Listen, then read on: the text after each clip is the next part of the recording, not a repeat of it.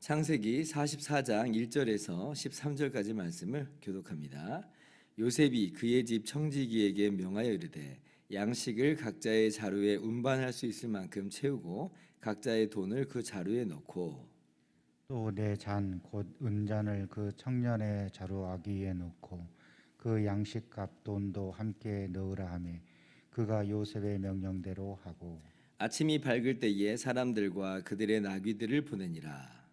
그들이 성읍에서 나가 멀리 가기 전에 요셉이 청지기에게 이르되 일어나 그 사람들의 뒤를 따라가서 그들에게 이르기를 너희가 어찌하여 선을 악으로 갚느냐. 이것은 내 주인이 가지고 마시며 늘 점치는 데에 쓰는 것이 아니냐. 너희가 이같이 하니 악하도다 하라. 청지기가 그들에게 따라가서 그대로 말하니 그들이 그에게 대답하되 내 주여 어찌 이렇게 말씀하시나이까. 당신의 종들이 이런 일은 결단코 아니하나이다. 우리 자루에 있던 돈도 우리가 가나안 땅에서부터 당신에게로 가져왔거늘 우리가 어찌 당신의 주인의 집에서 은금을 도둑질하리까. 당신의 종들 중 누구에게서 발견되든지 그는 죽을 것이요 우리는 내 주의 종들이 되리이다.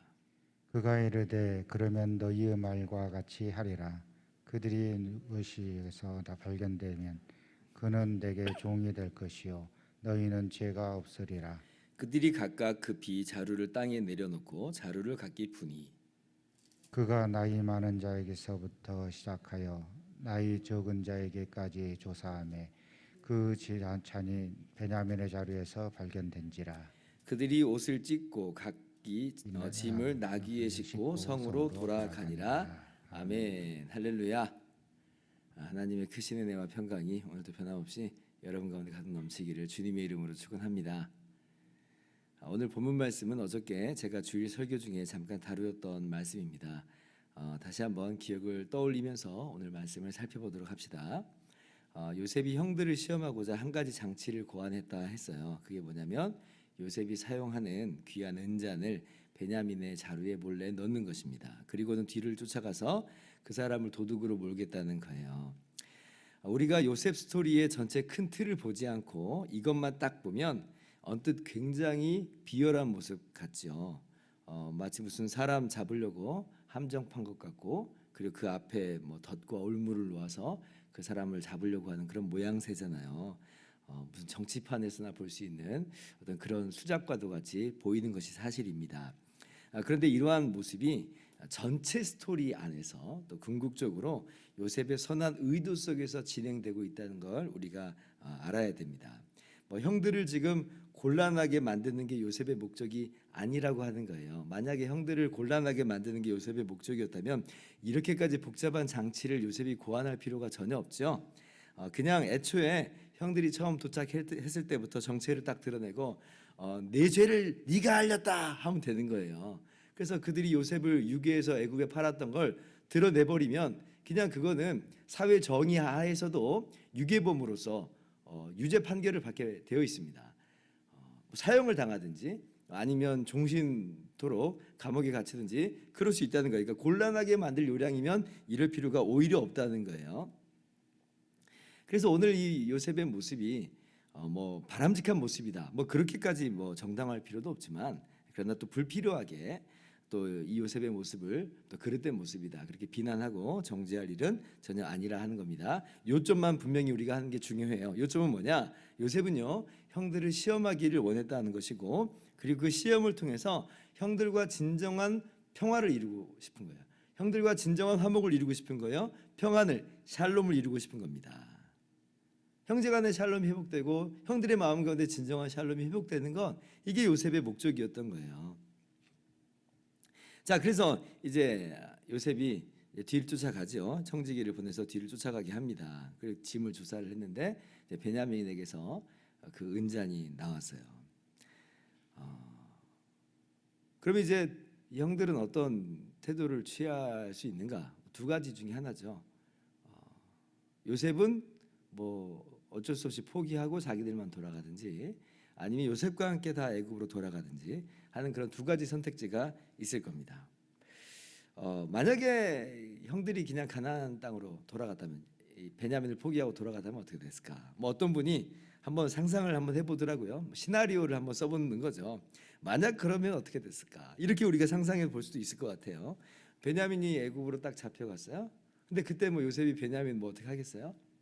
베냐민 나야, 요셉이야 하면서 정체를 드러내고 베냐민을 높여주면서, 그리고 빨리 사람을 보내가지고 야곱이 오해하지 않도록 야곱 집에 지금 사람을 보내서 야곱에게 모든 자초지종을 이야기하고 야곱을 애굽으로 모셔서 아주 행복하게 잘 살았다. 뭐 이런 시나리오를 우리가 한번 그려볼 수 있을 것입니다. 형들은 어떻게 돼 있어요? 그냥 내버려 두든지, 내버려 두면 뭐 기근 속에서 그들이 죽든지 살든지 뭐 알아서 하리라 생각을 하고 할 수 있겠고, 만약에 뭐 그렇지 않다면 그때 이제 형들의 죄를 다시 한번 물으면 되지 않나 이렇게 그런 분들이 이렇게 생각을 하시더라고요.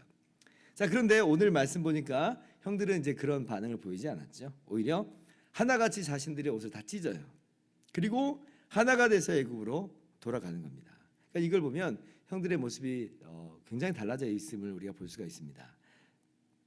예전에 20년 전에 한번 그 사건을 떠올려 보자고요. 요셉을 애굽에 팔았을 때 그때 그러면 옷을 찢었는가? 한 명은 찢었습니다. 르우벤은 옷을 찢었죠. 르우벤은 요셉이 없는 걸 보고 옷을 찢어요. 그리고 이제 요셉의 채색 옷에 피를 묻혀가지고 아버지 야곱에게 가져갔을 때 야곱이 요셉이 죽은 줄 알고 또 옷을 찢습니다. 그러니까 옷을 찢는 사람은 야곱 그리고 르우벤밖에 없었어요. 다른 형들은 옷을 찢지 않아요. 아니 지금 아버지한테 요셉이 죽은 것 같다고 보고를 한 상황이에요. 자기 형제가 죽었어요. 아버지는 옷을 찢었어요. 그러면 똑같이 형들도 옷을 찢어야 되지 않겠어요? 근데 이제 뭐 자기들이 팔았으니까 자기들은 슬플 일이 없는 거예요, 사실은. 그러니까 옷을 찢을 일이 아니죠. 근데 찢는 신용조차도 안 했던 것 같아요. 그런 거죠. 어저께도 제가 말씀드렸던 것처럼 요셉이 내 눈앞에서 없어지면 난 속이 후련할 것 같고, 그러면 내가 샬롬할 것 같고 이랬다는 거예요. 그러나 우리가 그런 게 아니라는 걸 깨닫게 됐죠. 알게 됐죠. 전혀 오히려 형들에게는 샬롬이 없어요. 샬롬이 사라져 버렸어요. 평생 그 죄짐을 지고 사는 겁니다. 그래서 요셉 앞에 처음 만났을 때 추궁당했을 때 정탐꾼 아니냐고 했을 때 우리가 그의 핏값을 내게 됐다. 이 말은 뭐냐면 20년 동안 그들 마음 가운데 짓누르고 있는 하나의 사건이 있었던 건데, 그게 뭐냐면 요셉을 팔았다. 형들 마음 가운데 샬롬이 없어요. 형제들 간에도 샬롬은 깨졌고 그들 안에서도 샬롬은 없는 그런 상황이 됐던 거예요.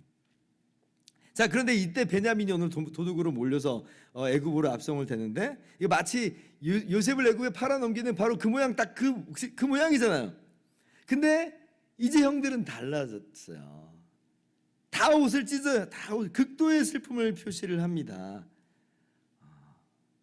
마치 그들은 이렇게 이야기하는 것 같아요. 우리가 요셉을 애굽에 팔아넘기는 것으로 이미 우리의 샬롬은 다 사라져 버렸는데 다시 한번 이 베냐민까지 우리가 애굽으로 보내게 된다면 우리는 도대체 어떻게, 무엇으로 우리의 영혼을 대우할 수 있을까? 아마 이런 이야기를 하는 것 아닐까 싶습니다.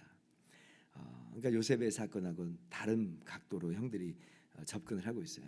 자신들의 죄인됨을 인정하고 자신들에게 샬롬이 없던 것을 인정하고, 그래서 모든 시기와 질투와 비교와 경제, 그것으로 내가 샬롬을 이룰 수 없다는 걸 깨닫고 내려놓는 거예요. 그러니까 함께 우는 거죠. 함께 우는 거예요. 우는 자들과 함께 울라. 형제의 사랑과 우애의 모습으로 나타납니다. 하나님께서 요셉의 형들을 오랜 기간 동안 만지신 이 삶의 결과라고 우리가 볼 수 있어요. 그리고 요셉의 이 시험을 통해서 이 모든 걸 다 수면 위로 다 올려놓으셨죠. 그리고 이제 모든 묶였던 매듭들을 하나하나 하나님께서 이렇게 풀어나가시면서 형들이 잘했다는 거 아닙니다. 근데 이 모든 매듭들을 다 풀어나가시면서 이 모든 시간들을 통해서 오히려 형들의 인생 가운데 아름다운 열매들로 하나님께서 맺어주신 것을 볼 수가 있어요. 그러니까 하나님의 시간들, 하나님의 사건들은 참으로 헛되이 진행되는 그런 경우는 없습니다. 이렇게 형들의 삶 속에서 아름답게 일어난 걸 우리가 또 보잖아요. 그래서 오늘 말씀을 우리가 이렇게 적용하기를 원합니다. 함께 울자라고 이렇게 적용을 하는 거예요. 함께 울자.